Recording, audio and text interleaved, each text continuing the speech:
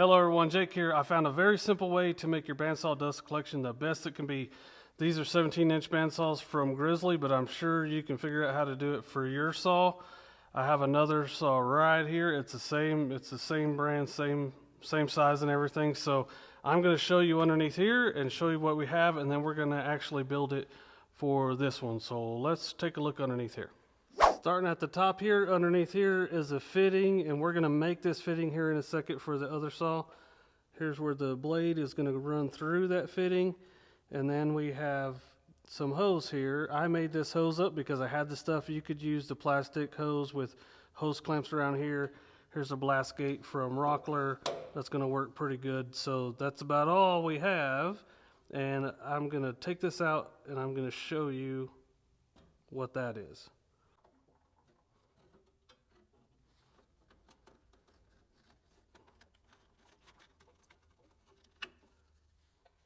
I think before I show you that, I need to show you how this dust collection system works with a shop vac and a dust separator. I have several examples around my shop, and I'll show them to you now.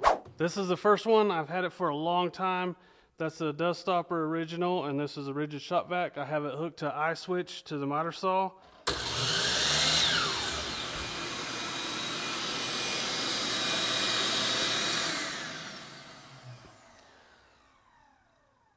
That eye socket is going to let that run for a few more seconds to get the rest of the dust out of the lines, but that's one example. This here is the Dust Stopper Pro and another rigid shop vac, and I use this on my lathe for sanding. I have it on a remote.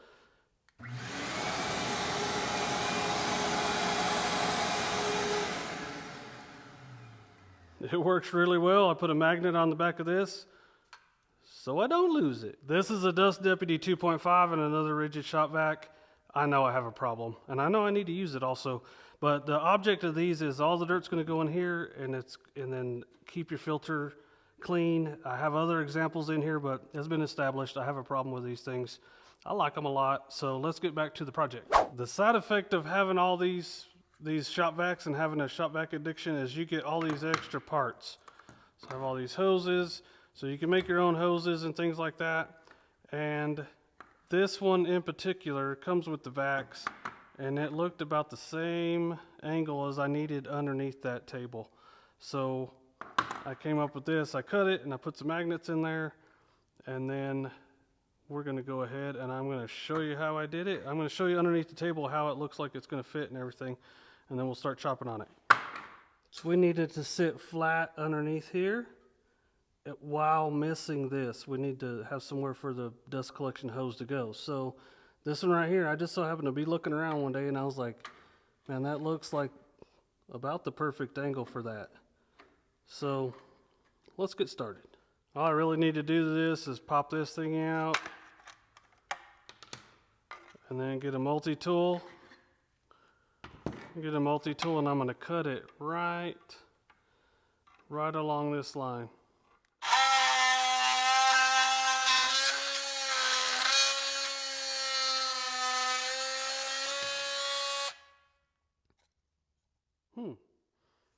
Underneath that table, right where I cut these right here, there's some bolts right there. So that's why I cut those. And this is plenty big enough to put magnets on, so I'm going to make this match this. Pretty close anyway. You can see it's not like a precision operation I got going on here. So we're just going to go ahead and do that.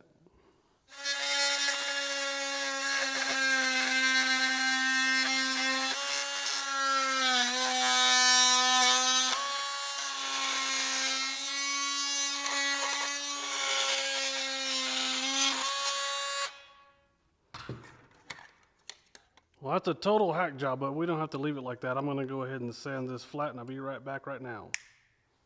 There we go. That looks a lot better. Now, the first one, I put these round magnets in. Thought they were these big round magnets. I thought they'd hold all right, so I put some of them in. It was nowhere near good enough. And I put these other magnets in, and it's good enough, but I'm going to show you the problem with it real quick. These sit flush in here, so it goes exactly against the bottom of that. So now if you have something on top that covers up your hole, then now there's no air for the vacuum to suck. So I'm going to show you that. Okay, I have it put back together underneath here, and as I put this board over there, it's going to cover this throat plate, and then it's going to cut off the air. So you're probably going to be able to see that suck down, and you'll at the very least be able to hear the sound difference in the vacuum. So let's do this. While I was editing this video, I could tell that you really couldn't tell from the sound, but you can look at the hoses in the background, and then you can tell that it doesn't have any air to suck. So I put it in fast motion a couple times.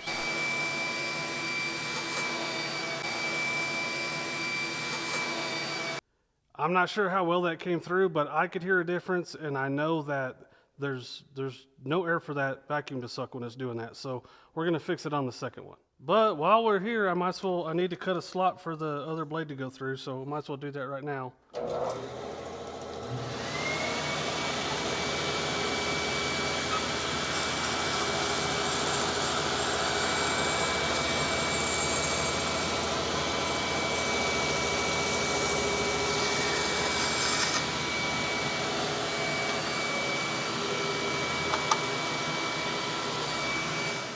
These are the circle rare earth magnets I use in the other one, and these are rectangle ones. I already have them oriented with the way I need to glue them down, but these are awesome. I have links to these below, but I'm going to use some Z-epoxy, 30-minute epoxy. I'm going to go ahead and get these mixed up. I'll come back when I'm ready to stick them on there.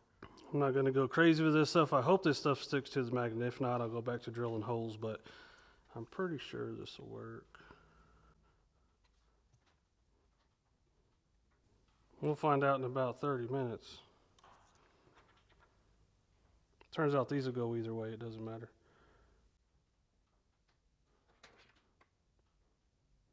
I'm gonna go get some little tiny clamps for those, and while that's drying, I'm gonna explain some things to you. Clamps. As you can see here, there's 4-inch pipe, and there's an inlet right here. There's to the saw body, and there's one right here. Well, that's all well and good because this box in here stays pretty clean. I'll show you that in a second. But there's a gap in between the table and this body, and there's no way for that to suck the dirt into the body so it can get it in your dust collection. So that's why the dust collection for bandsaws is so difficult. So now I'll show you the inside of the saw, and I'll show you the mess around the shop a little bit. All I did was open the blast gate for this and turn it on, and it's pretty clean down there. You can see a little bit of dust down there on the edge of the door, and that's totally normal. Here's this top one, and it's kind of triangled off here, and I think it's whatever's going to come in here is going to mostly get caught on by this dust port. But as you can see up here, there's no way for it to just the stuff that gets dropped into here by accident, really, or whatever vacuum's going to suck dirt down in there. You can see right around the edge of this is clean, but this stuff has nothing to catch it. So that's the problem with bandsaws.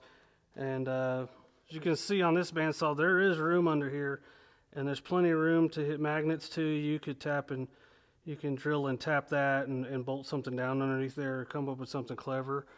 It'll keep your equipment better maintained. It'll probably keep the blade sharper. All of this will be cleaner. I did a bearing upgrade on both of these saws, and it was not cheap, and now I just have them sitting in dirt. So I figured it was time to fix it up. Let me show you the mess around the other saw. At a quick glance, this place looks pretty clean, and the problem is when you're using your dust collection, if I'm just coming over here for one cut, it's inconvenient. I know it sounds dumb, but it's inconvenient to come over here and open the blast gate, have on the loud dust collector, and then just make one cut. It sounds pretty silly, but that one cut at a time or two cuts at a time makes it, this is totally covered with dust over here. This whole floor over here is covered with dust. The bearings were full of dust, so that one thing at a time, and now we have a remote just to turn it on when we want to. Now we'll wait for that glue to dry, and then we'll see what we can do. Here we go. I like these ones a lot, and they stick to the table pretty well. Watch this. It's pretty good. You can still move it around a little bit, but it's on there good. If you look down there, all we're going to do is line up the kerf that we put in there. We're going to line it up with this. and it's good to go. This is just a hose I made. This is actually a hose from Lowe's, and these will screw right off there. You can cut the hose down to the length you want.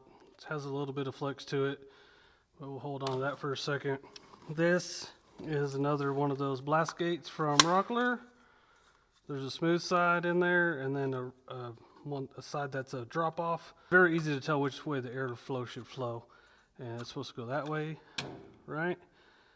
So I have these self-tapping screws, and we should put them in there like this and make sure they won't go all the way to the length of that door, because on the other side of that door is stuff we don't want to cut in there. So I know that's not going to go all the way through. You can use shorter screws. These ones will work. I already proved it on the other one. So I'll go ahead and put this together. These magnets are holding this up there pretty well, but this hose is also going to just help it stay up there. And I'm not going to smash it up there, but it's going to be on there nice and tight. We'll still be able to get it loose and stuff like that though. All I'm going to do is get it pretty close to level, and let's put a screw in there.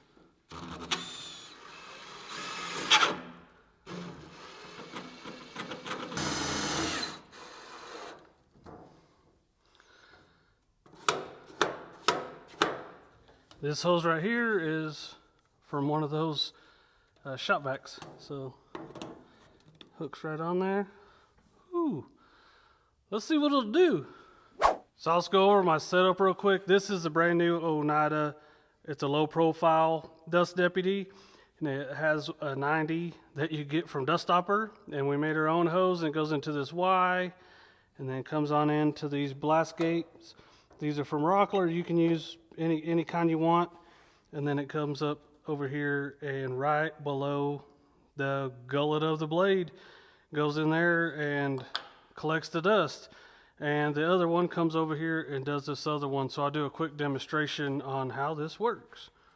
Let's grab the remote off of here. I'll shut this blast gate and come over to the saw we just fixed. This blast gate is open. Go ahead and turn that on.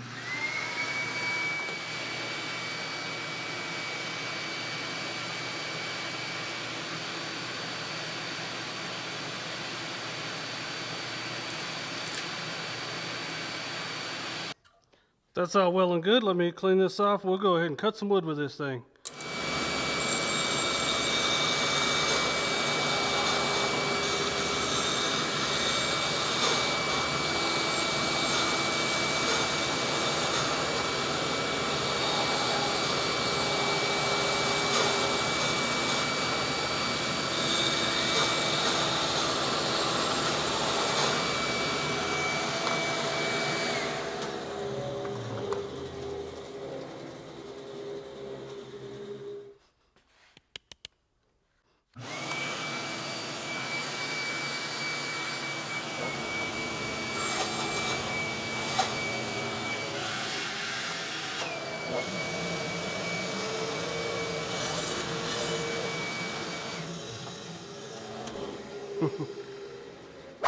I am super excited about how these turned out.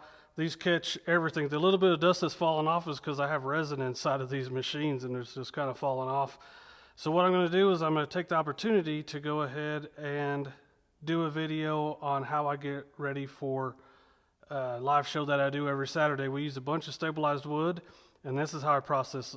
90% of it is with these bandsaws. So what I'm going to go ahead and do is do one with the big dust collector on also, and then one without it on, and see what the difference is after that, and then we'll really know then. But hopefully this showed you that this isn't that hard to do. I lucked out and found a fitting that just had the right angles and stuff on it.